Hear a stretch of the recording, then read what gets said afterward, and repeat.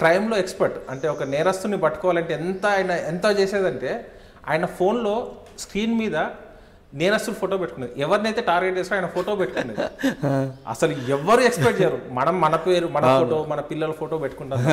ఒక నేరస్తుడు photo screen మీద, కంప్యూటర్ డెస్క్టాప్ మీద, అన్నిటి మీద అదే పెట్టేది. ఏం సార్ అంటే మనం లేస్తే పడుకుంటే వాడు మన కళ్ళలో ఉండాలి, అప్పుడే దొరుకుతారని చెప్పేసి సీరియస్గా చెప్తే ప్రాక్టికల్గా నేను క్రైమ్లో సక్సెస్ కావడానికి సార్ ఎట్లా పట్టుకురావాలి, ఎట్లా ట్రై చేయాలి. ఆ రోజు 2012లోనే కాల్ డేటా ఎలా అనాలిసిస్ చేయాలని నేర్పించి ఈ సర్వీస్ ప్రొవైడర్స్ దగ్గరికి మమ్మల్ని పర్సనల్గా తీసుకెళ్ళి ఇంట్రడ్యూస్ చేశారు. ఎయిర్టెల్, బిఎస్ఎన్ఎల్, ఐడియా, వీళ్ళు మా సబార్డినేట్స్, మీరు వీళ్ళకి కొంచెం కోఆపరేట్ చేయండి, సర్వీస్లో కొత్తగా వచ్చారు, మీరు మంచి కోఆపరేట్ చేస్తే వీళ్ళు మంచి షైన్ అవుతారని చెప్పారు. ఆయన ఇచ్చిన దాంతో మంచి పేరు వచ్చింది. ఆ రోజుల్లో నేను ఫస్ట్ ప్రొబిషనరీ ఎస్ఐ ఉన్నప్పుడు దాదాపు 2 కేజీల గోల్డ్ రికవర్ చేయడం జరిగింది ఒక కేసులో, కేవలం సార్ ఇచ్చిన గైడెన్స్ ద్వారా. ఒక చిన్న ఫింగర్ ప్రింట్ వచ్చింది. అది ఫింగర్ ప్రింట్ మొత్తం చెక్ చేసుకుంటే అది ఉత్తరాంధ్రలో ఉన్న అక్యూజ్డ్, ఆ పేరు అక్కడ ఉంది. అక్కడికి వెళ్దాం అనుకుని మొత్తం రెడీ చేసుకునే లోపు మా దగ్గర పనిచేసిన ఒక కానిస్టేబుల్, సార్ వాడిని నేను గుర్తుపడతాను, నేను ఎస్ఆర్ నగర్లో అరెస్ట్ చేశానని చెప్పాడు. సరే వాడిని మొత్తం ఐడెంటిఫై చేసినాం, ఇల్లు ఐడెంటిఫై చేసినాం. ఇంకా అది జాగ్రత్తగా ప్లాన్ చేసి నైట్ అంతా అక్కడ వాళ్ళ ఇంటి దగ్గర నైట్ 2 o'clock వెళ్ళేసి అందరం సెటిల్ అయిపోయినాం చుట్టుపక్కల. ఎందుకంటే మార్నింగ్ 4 o'clock ఎప్పుడు డోర్ తీస్తే అప్పుడు జంప్ అయిపోయి వాడిని పట్టుకోవాలి. ఎందుకంటే వాడు అలర్ట్గా ఉన్నప్పుడు పట్టుకోలేము, ఇంకోటి వాడిని అలర్ట్ ఉన్నప్పుడు పట్టుకుంటే న్యూసెన్స్ అవుతుంది. అట్లా మార్నింగ్ తీసుకొచ్చాము వాడిని. ఒక ఎంతకు వాడు అసలు ఓపెన్ అవ్వట్లే, ఫింగర్ ప్రింట్ వచ్చింది మనకు క్లియర్గా తెలుస్తుంది, కానీ నేను కాదంటాడు వాడు. ఇక తప్పదు లేదు, మనం చేయాల్సిందే. ఎంత చేసినా వాడు బ్రేక్ అవ్వట్లేదు. వాడు జస్ట్ అప్పుడు 26-27 years ఏజ్, మంచి బిల్ట్, అంటే మంచి బిల్ట్. అసలు వాడిని ఏం చేసినా వాడు మన గ్రిప్లోకి రావట్లేదు. ఆ టైంలో కొంచెం హ్యూమన్ ఇంటెలిజెన్సీ ఒకసారి నేను అప్లై చేస్తాను, మీరు ఏం చేద్దాం అని చెప్పి వాడికి ఒక ఫోన్ ఉండేవాడు. ఆయన ఫోన్ ఓపెన్ చేస్తే అన్నీ చెక్ చేసినాం, వాడి ఫొటోస్, గ్యాలరీస్. ఒక చిన్న పాపని ఎత్తుకొని, ప్రతి ఫోటోలో ఆ పాపని ఎత్తుకొని, ఆ పాపని బాగా వాడు ఇష్టపడుతున్నాడు. ఎవరు అనేది, మా కోడలు సార్.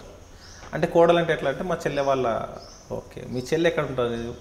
విజయవాడలో. మీ బావగారు ఏం చేస్తారు? ఒక bank employee, private bank employee. Immediately constable Vijayawada వెళ్ళాలి, వాళ్ళ చెల్లెని బావని తీసుకుని రావాలి, సమస్య లేదని చెప్పగానే ఇంకా వీడు టెన్షన్ పడడం స్టార్ట్ అయింది.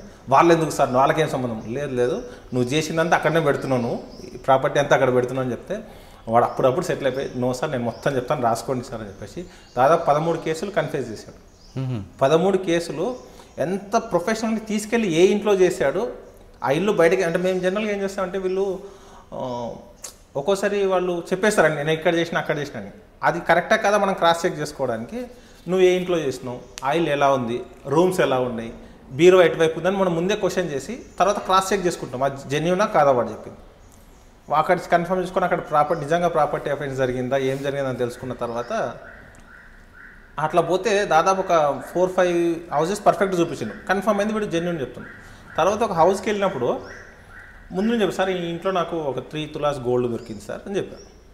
మనం ఆ లోకల్ పోలీస్ స్టేషన్లో పోయి ఎఫ్ఐఆర్ కలెక్ట్ చేసుకుంటే ఆడ 1 lakh క్యాష్ పోయిందని కూడా రాశారు. 1 lakh క్యాష్ పోయింది అంటే వీడేమో 3 తులాస్ చెప్తున్నావు, మేము ఏమంటే వీడు అబద్ధం, జనరల్గా అదే అనుకుంటాం కదా సార్, దొంగవాడు అబద్ధం చెప్పినని. వాడిని అరే అబద్ధం అని చెప్తున్నావు ఇంటి తీసుకున్నావు అంటే, సార్ ఒకసారి నాకు ఆ కంప్లైంట్ నువ్వు పిలిపేయండి సార్ అని చెప్పాడు. పిలిపిస్తే మా ముందే అవుట్ క్లాసిఫికేషన్, అంటే డైరెక్ట్ తిట్టేసిండు. అరే నీ ఇంట్లో 1,00,000 రూపాయలు ఉంటే నేను గోల్డ్ ఎందుకు తీసుకుంటా, 1,00,000 రూపాయలు తీసుకొని పోతా కదా, 2010-11లో గోల్డ్ రేట్ అంత లేదు అని చెప్తే అప్పుడు ఆయన అవును సార్ నేను పెట్టలేదు. అంటే ఏం జరుగుతుందంటే కంప్లైంట్ ఇచ్చేవాళ్ళు కూడా ఎగ్జాగరేట్ చేసి పోయిన దానికంటే ఎక్కువ రాస్తే బాగుంది. మీరు పట్టుకున్న దొంగ పేరు ఏం పేరు? పేరు చెప్పడం కరెక్ట్ కాదేమో. ప్రొఫెషనల్ అఫెండరు, వాడు ఓన్లీ డే టైంలో చేస్తాడు.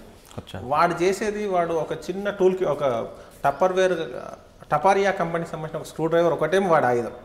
స్క్రూ డ్రైవర్ పెట్టుకొని. వాడి పేరు బాలింగమా? లేదు సార్ లేదు, శంకర వాళ్ళ సీనియర్ కదా, 27 years. వాడు అప్పుడు 27 అంటే మోస్ట్లీ 30-35 years ఉంటుంది అంతే. వాడు ఏం చేస్తాడంటే ఇంటర్నెట్ కేబుల్ ఆపరేటర్ను రిపేర్ అని చెప్పేసి ఒక బ్యాగ్ వేసుకొని అపార్ట్మెంట్స్లోకి వెళ్ళిపోతాడు. ఓన్లీ డే టైంలో చేస్తాడు. అపార్ట్మెంట్లోకి వెళ్ళిపోయి చూస్తాడు, ఏది లేదంటే సింపుల్గా దాంతో ఓపెన్ చేసి వెళ్ళిపోయి చేసుకుని వస్తాడు. ఆ ప్రాపర్టీ అంతా ఒకే దగ్గర అమ్ముతాడు వాడు.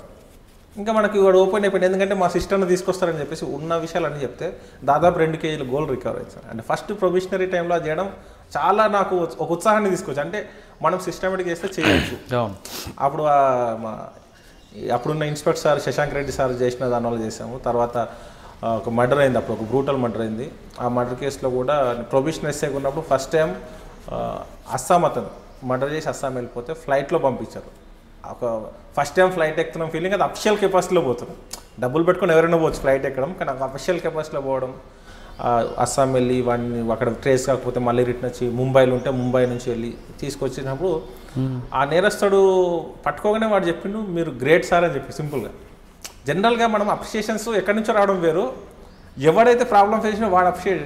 ఎందుకంటే నేను నా నేటివ్ వచ్చేసి అస్సాం, నేను హర్యానాలో జిందన్ ఏరియాలో ఒక అడవిలో ఒక కోళ్ళ ఫామ్లో నేను పని చేసుకుంటున్నాను, మీరు వచ్చి పట్టుకురంటే గ్రేట్ సార్. నా దగ్గర ఫోన్ లేదు, ఏం లేదు, వాడి దగ్గర ఫోన్ కూడా లేదు సార్.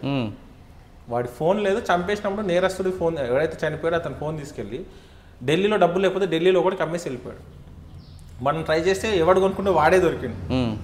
ఆ లక్కీగా అదంతా చేసిన టైంలో అరే వీడు ఫలానా దగ్గర ఉంటాడు నాకు తెలుసు సార్ అంటే నైట్ 3 o'clock వెళ్ళి ఆ ఫారెస్ట్లో లైట్ అంటే అప్పుడు ఎట్లా ఉంటే ప్రొవిషన్ ఇస్తాయి కాబట్టి ఖచ్చితంగా మనం సాధించాలి. ఎందుకంటే అంతకుముందే అస్సాం పోయేసినాం, ఫ్లైట్లో పోయినాం, ఆ డబ్బులన్నీ ఖర్చు అయినాయి అంటే మనం సక్సెస్ కాలేదు. సో సక్సెస్ కావాలని అక్కడికి వెళ్ళేసి వాడిని పట్టుకుని అదే ఇంత అడవిలో వస్తారని నేను కళలో కూడా ఊహించుకోలేదు సార్, ఇంత అడవిలోకి వచ్చి పట్టుకుంటారని నేను కళలో కూడా ఊహించుకోలేదు సార్, గ్రేట్ అని ప్రెస్ మీట్లో చెప్పాడు వాడు. ఓకే, అప్పుడు డీసీపీ గారు ప్రెస్ మీట్ పెడితే ప్రెస్ మీట్లో సార్ చెప్పాడు, సార్ మీ ఎస్ఐ గారు నేను ఎక్స్పెక్ట్ చేయలేదు సార్ అంటే తెలంగాణ పోలీస్కి అంత వెయిట్ ఉంది అంటే మన హైదరాబాద్ పోలీసు. అప్పుడు అస్సాం వెళ్ళినప్పుడు వాళ్ళు అరే మర్డర్ కేసు కోసం ఇంత దూరం ఎందుకు వచ్చారని చెప్పారు. మర్డర్ కేసు కోసం ఇంత దూరం చనిపోయిన ఏమైనా పొలిటీషియనా లేకపోతే బిజినెస్ మ్యాన్ అంటే కాదు, ఒక ప్రైవేట్ ఎంప్లాయీ, దానికి ఎంత దూరం వచ్చారు ఎందుకంటే అంటే మా దగ్గర ఏజ్ జరిగినా ఖచ్చితంగా ఒక కన్క్లూజన్ తీసుకురావాల్సిందే, వదిలేసే ప్రసక్తి ఉందని చెప్పి తీసుకొచ్చాను. ఓకే, మారేడుపల్లి తర్వాత ఎక్కడికి వచ్చారు? మొగల్పూర్కి వచ్చాను. మొగల్పూర్లో 1.5 years చేసాం. అది కమ్యూనల్లీ సెన్సిటివ్, కానీ అందరూ ఏంటంటే మొగల్పూర ఓల్డ్ సిటీ అనగానే నువ్వు ఎట్లా ఉంటావు ఓల్డ్ సిటీలో ఉద్యోగం ఎట్లా ఇస్తారు, డేంజర్ కదా అక్కడ రౌడీ షీటర్స్ ఉంటారు లేకపోతే ఇదంతా ఉంటుంది అని అనుకున్నాం. కానీ నాకు మొగల్పూరంలో పరిచయమైన వ్యక్తులు ఇప్పటికి కూడా ఒక మంచి ఫ్రెండ్స్గా ఉన్నారు. అంటే కమ్యూనిటీతో సంబంధం లేదు సార్, అంటే బయట వాళ్ళకే కమ్యూనిటీ హిందూ ముస్లిం అని ఉంటుంది, కానీ ఒకసారి అక్కడికి వెళ్ళిన తర్వాత ఎవరి పని వాళ్ళు చేసుకుంటారు. అక్కడ పండగలు కూడా హిందూ పండుగలు అయితే ముస్లిమ్స్ అందరు భోజనాలు ఇంట్లోకి వెళ్ళడం, రంజాన్కి ఇఫ్తార్ పార్టీలకి హిందువులను పిలవడం, ఒక మంచి కల్చర్ ఉంటుంది. బయట నుండి చూసే వాళ్ళకి ఓల్డ్ సిటీ అనగానే ఒక నెగిటివ్ ఇంపాక్ట్ తీసుకొస్తున్నారు, బట్ అదైతే లేదు. ఇప్పటివరకు కూడా నాకు ఇప్పటికీ అక్కడ ఉన్న ఫ్రెండ్స్ అక్కడ ఆ ఏరియాకి వెళ్తే ఆప్యాయంగా పిలిచి వాళ్ళ ఇంటికి పిలిచి భోజనం పిలవడం, ఫంక్షన్కి పిలవడం అనేది, ప్రతి పండగకి విజిట్ చేయడం కాల్ చేసి, అది ఒక మంచి కల్చర్. అక్కడ నేను హిందూ ముస్లిం అనే ఒక ఫీలింగ్ మైండ్లోకి పోయింది. అసలు ఇంత బాగుంటుంది రావడం ఓల్డ్ సిటీ అంటే ఏందనుకున్నాను. ఓకే, మొగల్పూర తర్వాత టాస్క్ ఫోర్స్కి వచ్చాను. ఇక్కడ సౌత్ జోన్ టాస్క్ ఫోర్స్.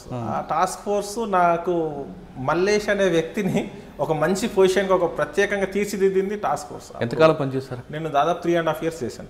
ఎవరండి? కోటిరెడ్డి సార్ మా ఇన్ఛార్జ్ ఉండే, Kotireddy sir incharge, Limbareddy sir ఉండే మెయిన్ ఆఫీస్లో, అక్కడ కోటిరెడ్డి సార్ ఇన్ఛార్జ్. నేను పోస్టింగ్కి వెళ్ళే వరకు కోటిరెడ్డి సార్ నాకు తెలియదు. అక్కడికి వెళ్ళిన తర్వాత మన పనితనం చూసిన తర్వాత మనకు ఎంకరేజ్ చేయడం స్టార్ట్ చేశాడు సార్. ఏంటంటే టాస్క్లో బయటకు వెళ్ళినప్పుడు ఏ రోజు కూడా పని అయిందని ఏ రోజు అడగకపోయేది. ఫోన్ చేసి భోజనం చేశారా, షెల్టర్ బాగుందా, అందరినీ జాగ్రత్త చూసుకో, టీంను జాగ్రత్త చూసుకో, ప్లాన్ చేసుకొని తొందరపాటు నిర్ణయం తీసుకోకని చెప్పేది. ఆ ఎంకరేజ్మెంట్ తోటి చాలా కేసెస్ చేసినాం సార్, పెద్ద కేసులు. అంటే ఎక్స్పెక్ట్ చేయని కేసులు కూడా చేయడానికి సార్ ఎంకరేజ్మెంట్ వచ్చింది. ఎక్కడికి వెళ్ళినా కూడా జరిగింది. ఎప్పుడు మెన్నును జాగ్రత్త చూసుకోమని చెప్పడం, దానివల్ల టీం వర్క్ అక్కడ నాకు అలవాటైంది. ఎందుకంటే ఆల్రెడీ కానిస్టేబుల్ చేశాను కదా, అక్కడ మన హెడ్ కానిస్టేబుల్ మనల్ని అంటే ఎంత ఫీల్ అయినాం. సో మనం కూడా అక్కడ అంత ఫ్రెండ్లీగా ఉండాలని చెప్పేసి వాళ్ళతో ఫ్రెండ్లీగా ఉన్నప్పుడు నేను ఒక చాలా పెద్ద రిస్క్లో ఇరుక్కున్నప్పుడు నన్ను కాపాడింది ఆ టీం వర్క్. అంటే నాకు కానిస్టేబుల్స్కి ఉన్నటువంటి రిలేషన్